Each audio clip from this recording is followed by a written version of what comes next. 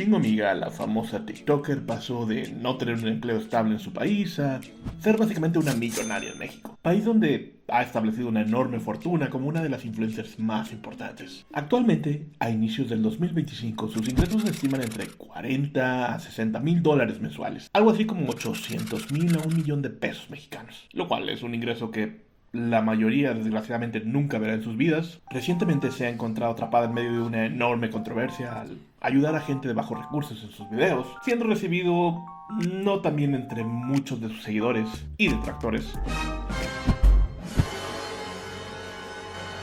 Y cuando supe más o menos lo que estaba pasando, dije, bueno, tal vez ella peca de inocente, pero no, definitivamente poner esto en el título de tu video, de que me trataron como animal y hacer tanta bulla alrededor de este tema tan sensible, requiere una fuerte llamada de atención de parte de la sociedad mexicana como la que está recibiendo. Pero aquí les pregunto, ¿hemos creado un monstruo? ¿Es acaso esto un síntoma de un problema mayor en el país? ¿Somos fáciles de embobar por rasgos extranjeros y nuestro instinto es darles atención y facilitarles todo? Oye, eres muy bonita. No, ¿cómo crees? Yo No, soy sí, bonita, eres tú muy bonita, en verdad, eres muy bonita. Porque al final de cuentas todos podemos concluir que quien la hizo famosa fuimos nosotros. Y ahora que es gigante, pues claro que va a aprovechar su fama lo más que pueda. Tenemos de por sí un problema gigante de gentrificación, donde en lugares del país al llegar tanta gente de mayor poder económico, muchas veces, aunque no siempre, extranjeros, provocan que los precios de todo, desde rentas hasta servicios en esas zonas, aumenten terriblemente, haciendo imposible para las personas de ese lugar seguir viviendo ahí. Y ok, los influencers no son necesariamente la razón de la gentrificación, pero pues son una piedrita más en el zapato. Ahora bien, amigos, les pregunto, ¿estará Chingo Amiga aprovechando su ventaja como extranjera en México para exprimir todo el provecho posible? ¿O es su éxito una historia inspirada a la que cualquier joven puede aspirar y llegar a lograr a través del sacrificio y del esfuerzo? Porque sí, la verdad es que Sujin Kim, nombre verdadero Chingo Amiga, le sufrió al vivir en Corea del Sur. Corea del Sur, sí, es un país de primer mundo, pero las exigencias que impone a sus jóvenes y sector empresarial es impresionante.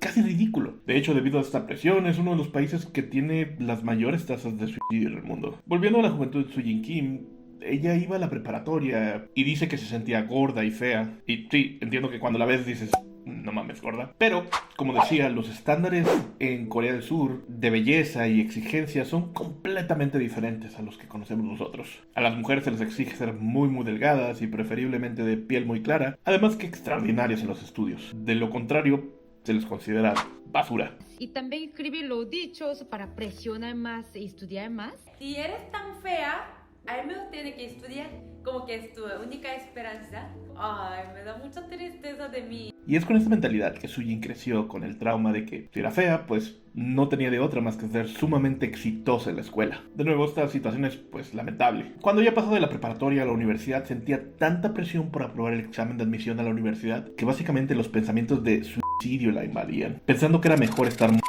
antes que seguir con semejante presión. Siempre cada tiempo que tomaba camión yo estaba rogando como que espero que eso tenga accidente este camión para poder yo descansar. Al entrar a la universidad es enviada de intercambio a Canadá, después visita Brasil y pasa un año viajando por toda Latinoamérica. Ella dice que viajaba muy pobremente y es aquí donde vemos la diferencia entre un país de primer mundo y nosotros, donde aquí si estás triste y eres de economía humilde, pues no puedes simplemente irte a pasear un año por Europa, ¿verdad? En Latinoamérica, Sujin Kim finalmente conoce lo que es vivir la vida sin presiones y al pasar un año viajando cuenta que aprendió los maravillosos valores de nuestra gente y una manera que no conocía de ver la vida.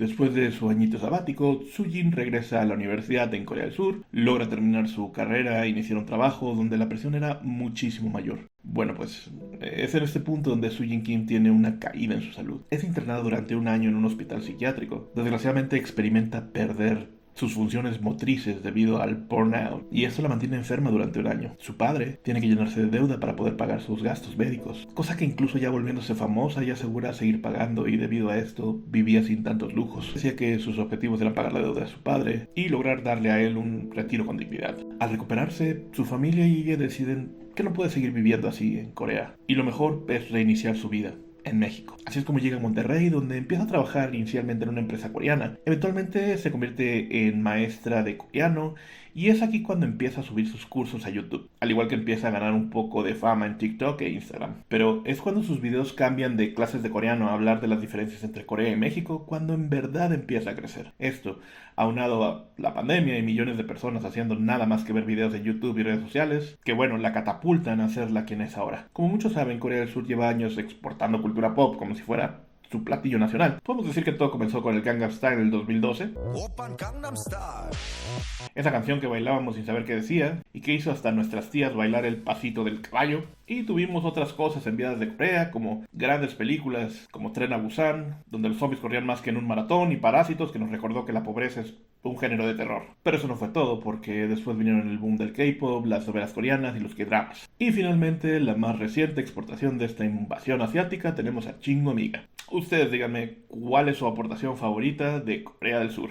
Ya con una Chingo Amiga post pandemia, su contenido se hizo más del tipo quiero tener cuerpo de latina, cosas como más simples que llegarían a un público mucho más amplio. Sujin Kim dice estar muy agradecida con México por abrirle las puertas, por mostrarle a ver la vida de una manera muy diferente. Recordemos que ella viene de sentirse como basura a ser increíblemente famosa aquí. Y nunca ha ocultado su agradecimiento y decir que esto es gracias a los mexicanos. Y creo que esto es lo que más lastima a algunos al sentir, bueno, si estás tan agradecida, ¿por qué usas la pobreza para hacer tus videos y volverte más famosa? No se siente muy honesto, ¿sabes? Hay muchos otros influencers que lucran con la pobreza. Me viene a la mente, no sé, MrBeast, muchos más. Y sé que Sujin Kim tiene características de una persona extremadamente dedicada. Recuerdo que en una entrevista decía que no podía irse a dormir sin grabar un video ese día porque sentía que si no grababa algo, todo se le iba a derrumbar. Es una persona con este tipo de costumbres. Pero yo no sé, ustedes díganme, ¿es un objetivo realista hacer lo que ella hizo? ¿Es merecido que haya llegado a donde está? Dejen un comentario, platiquemos de esto, sobre los extranjeros en el país. Se les ama, se les pone todo fácil. Es mi primer video, pienso traer otras historias similares para platicar. Se me hace súper interesante, les mando un saludito amigos y nos estamos viendo.